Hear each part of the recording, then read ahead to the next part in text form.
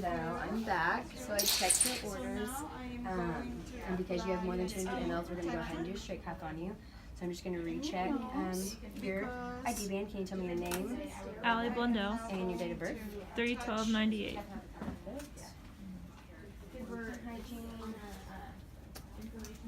Okay. So to get started, I'm just going to raise your bed a little bit. I'm going to drape you to provide privacy. Make sure you're covered. And I'm just going to pull this bottom blanket down to your ankles. And before we get started, do you have any allergies specifically to latex or iodine? No. Perfect. So get gloves on. So I'm going to put a drape underneath you to keep any excess urine from hitting on you or on your bed.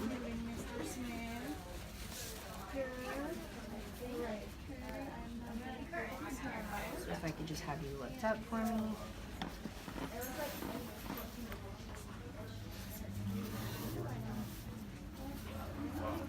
Okay, perfect. And then we're going to put the patient in a dorsal recumbent position. So we're going to lift the knees up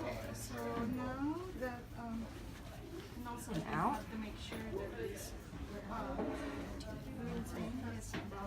Perfect. Next, we're going to cleanse the perineal area. So I would take my basin and fill it with water and soap. Going to grab my washcloth and drape my patient. Just going to uncover you so I can clean your perineal area. Okay. Typically I would have a smaller washcloth, but we have a big one for just supply purposes. And so I'm going to dip it in my soap and water, and I'm going to cleanse the perineal area using one corner per stroke and going top to bottom, front to back. So we're just going to clean front to back, and then we'll use the other corner front to back. We're going to dispose of that. I'm going to take off my gloves. I'm going to redrape my patient for the time being while I set up my sterile field. In a normal situation, I'm going to use a sterile Just recover container, her. but we don't have it in the lab, so Well, I've set up my sterile field, and we don't have a real cath kit, so we made our own. So this would typically be completely sterile catheterization kit. So the first thing I would do is I would open my as you can see, this is sterile drape. syringe. So we would pull the corners away, I'm going to use an open one. the outer corner, and then the corner towards me last. Any area that's falling off would be considered non-sterile. I'm gonna go ahead Then I'm going to and put on my get sterile ready to gloves. syringe, and the order is 30 ml of solution. I'll go ahead and Well, I'm just going to go ahead and do that right here. So pull the tops up, and I am going and then up and out. So I'm going to glove my to my dominant hand first. So I'm going to grasp the outside cuff of this glove.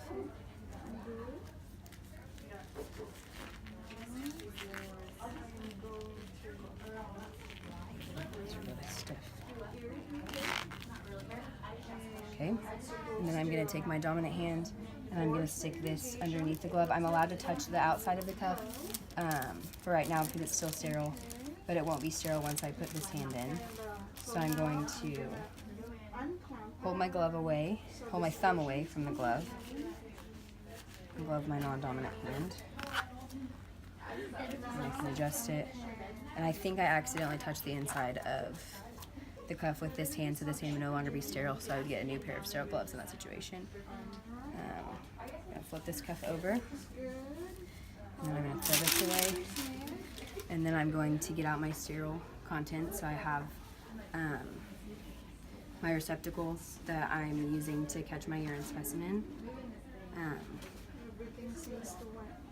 These would be iodine soaked cotton balls, but we're just going to use gauze for now, the lubricant, and the catheter and then our basin. So I'm going to re-uncover my patient using this hand, which this hand will now be clean but not sterile.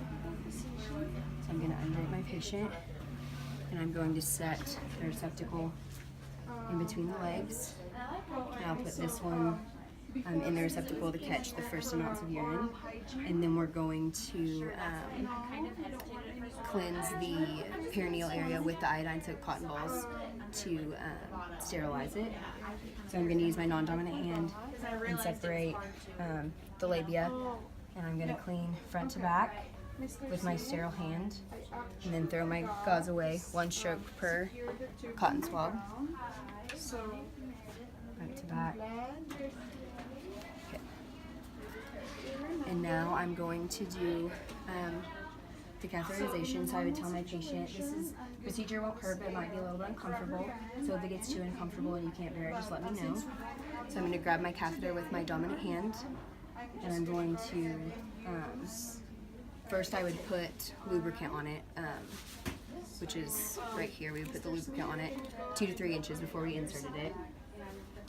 And I'm going to separate the labia with my clean non-dominant hand and put this in my receptacle and insert Make sure you have enough.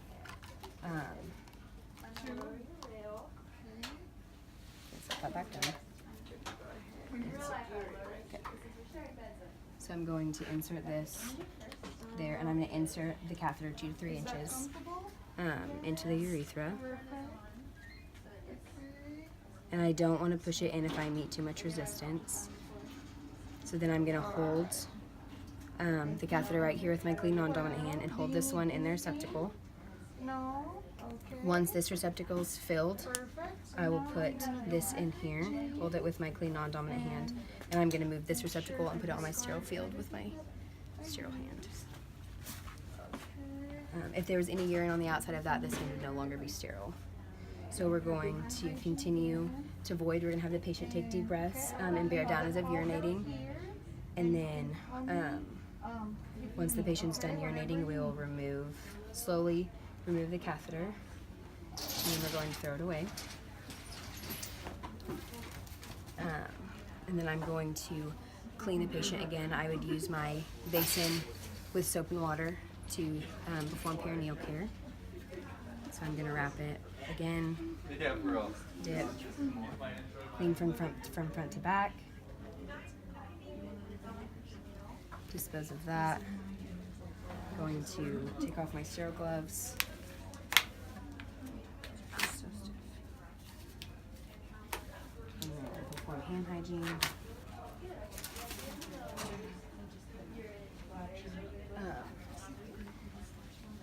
Going to put on gloves so I can remove the basin, and then we will document the amount of urine, the color, the consistency, and the odor. Okay,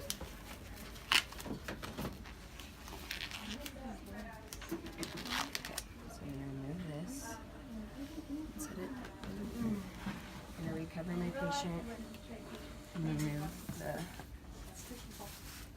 underneath. I'm going to throw that away. I would recap my specimen. I should have done this before I took my sterile gloves off. So I would have put the lid on my specimen and labeled it appropriately to send it off to be analyzed. I'm going to recover my patient. How are you feeling, Mrs. Blundell? I'm okay. Okay. Good to hear. And just recover you up, put you back in a comfortable position. Okay, if you need anything, just let me know. I'm going to perform hand hygiene. I'll get you your call bell. So your call bell is just on the side of your bed, so if you need anything, just call me and let me know, okay? Just lay you back down.